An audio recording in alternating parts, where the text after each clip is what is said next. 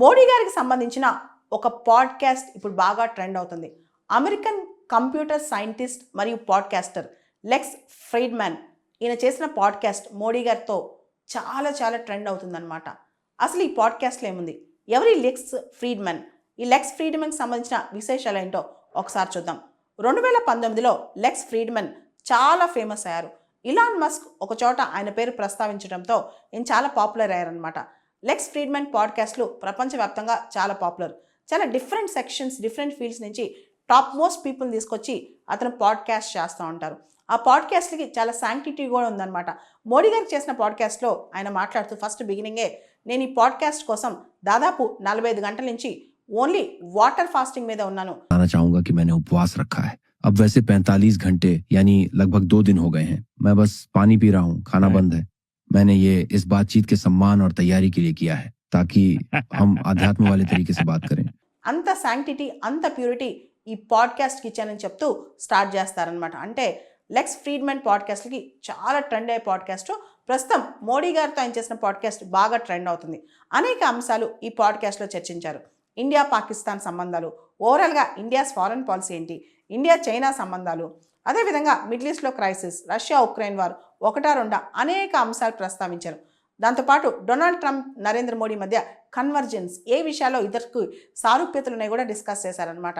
దాంతోపాటు ఇండియాలో ఇంటర్నల్గా ఎలక్షన్స్, ఇంత పెద్ద ఎలక్షన్స్ ఎలా జరిగాయి, మొత్తానికి మన దేశంలో లాస్ట్ ఇయర్ 2024లో 97 crore రిజిస్టర్డ్ ఓటర్స్ ఉన్నారు. దానిలో 60 కోట్ల మందికి పైగా ఓటింగ్లో పార్టిసిపేట్ చేశారు. అంతేకాదు మోడీ గారి చైల్డ్హుడ్ ఎలా గడిచింది, గోద్రా రైట్స్ గురించి ఒకటా రెండా అనేక అంశాలు ఈ పాడ్కాస్ట్లో చర్చించారనమాట.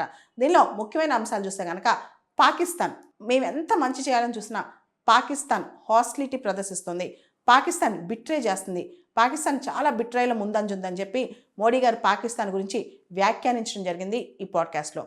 చైనాకు సంబంధించి ఇండియా, చైనా చాలా పెద్ద పెద్ద దేశాలు.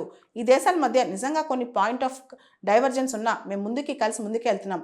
ముఖ్యంగా 2020లో స్టాండ్ ఆఫ్ తర్వాత ఇప్పుడు ఎంత బాగా డిప్లొమాటిక్గా, తెలివిగా డైలాగ్తో మనం ముందుకెళ్తున్నాము. అంటే ఒక డైలాగ్ ద్వారా సమస్య పరిష్కారం చేసుకోవచ్చు అనే దిశగా ముందుకెళ్తున్నాం అని చెప్పి చైనా విషయంలో ఆయన వ్యాఖ్యానించడం జరిగింది. దీనికి సంబంధించి చైనా మీడియా కూడా మోడీ గారిని పొగిడిందనమాట. ఇవన్నీ పక్కన పెడితే ఈ మధ్య డొనాల్డ్ ట్రంప్ రెండోసారి, ట్రంప్ 2.0లో డొనాల్డ్ ట్రంప్కి మోడీ ప్రభుత్వానికి మధ్య కన్వర్జెన్స్ చాలా ఉంది. వాళ్ళు అమెరికా ఫస్ట్ పాలసీ ఫాలో అవుతున్నారు, మేము కూడా ఇండియా ఫస్ట్ పాలసీ ఫాలో అవుతున్నాం అని చెప్తూ చాలా అంశాలు, ఇండియాకి అమెరికాకి కన్వర్జ్ అయ్యే అంశాల మీద మోడీ గారు చర్చించడం జరిగింది. వీటన్నిటితో పాటు మోడీ గారు ఒక వ్యాఖ్య కూడా చేశారు.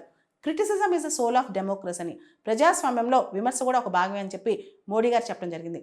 దాంతోపాటు భారతదేశం చాలా విభిన్నమైన దేశం. అంటే ప్రతి 20 కిలోమీటర్లకి భాష మారిపోయింది, దాని మాండలికాలు మారిపోతాయి, సంస్కృతి కొంత మారుద్ది, అయినా ఒక కామన్ థ్రెడ్ మమ్మల్ని అందరినీ కలిపి ఉంచుతుంది. ఇంత డైవర్సిఫైడ్ కంట్రీలో ఒక కామన్ కల్చర్ మమ్మల్ని అందరినీ కలిపి ఉంచుతుందని చెప్పి మోడీ గారు వ్యాఖ్యానించారనమాట.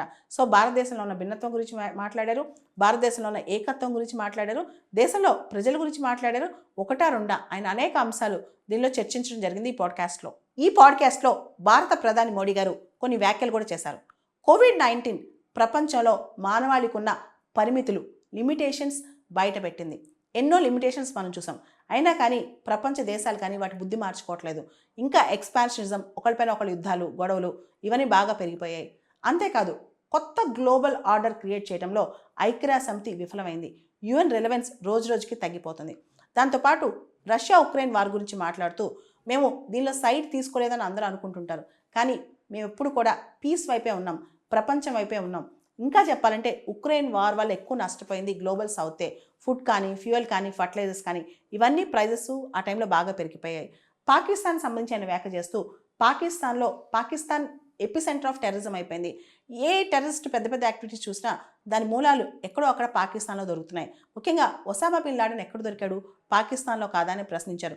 నేను చాలాసార్లు పాకిస్తాన్ మార్చాలని ట్రై చేశాను, కానీ పాకిస్తాన్ తన బుద్ధి మాత్రం మార్చుకోవట్లేదని చెప్పి మోడీ గారు కామెంట్ చేశారనమాట.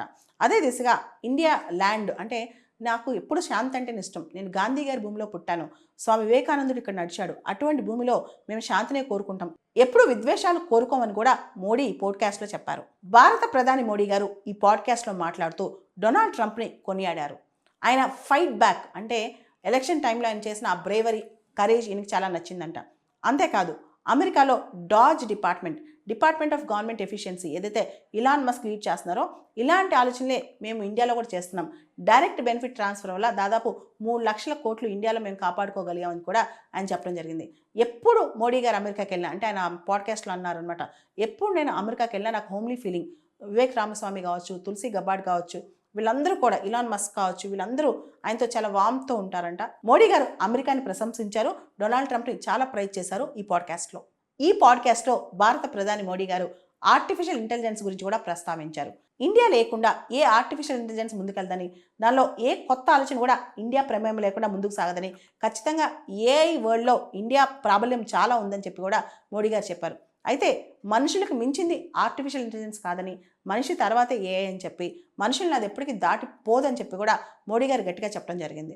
భారత ప్రధాని మోడీ గారు ఈ లెక్స్ ఫ్రీడ్మన్ పాడ్కాస్ట్లో మాట్లాడుతూ పిల్లల గురించి, పరీక్షల గురించి, వాళ్ళపైన ఉన్న ఒత్తిడి గురించి కూడా మాట్లాడారు. నేను చాలా విషయాల్లో పరీక్షపై చర్చ, పిల్లల గురించి, వాళ్ళ ఒత్తిడి గురించి మాట్లాడతాను. పేరెంట్స్ వాళ్ళపైన చాలా ప్రెషర్ పెడుతున్నారు. అలాంటి ప్రెషర్ లేకుండా వాళ్ళకి ఎగ్జామ్స్ పెట్టాలి, అలాంటి వాతావరణంలో వాళ్ళు ప్రశాంతంగా ఎగ్జామ్స్ రాయగలరని ఆయన చెప్పారు. దాంతోపాటు యూత్ గురించి కూడా చెప్పారు. యూత్ ఎప్పుడు షార్ట్ కట్స్ ఎత్తుకోకూడదు, షార్ట్ కట్స్ వల్ల మనం కట్ షార్ట్ అయిపోతాం, కాబట్టి ఎప్పుడు కూడా హార్డ్ వర్క్ నమ్ముకోవాలి, యూత్ సెల్ఫ్ కాన్ఫిడెన్స్ ముందుకెళ్లాలని మోడీ గారు తన ప్రసంగంలో చెప్పారు పాడ్కాస్ట్లో.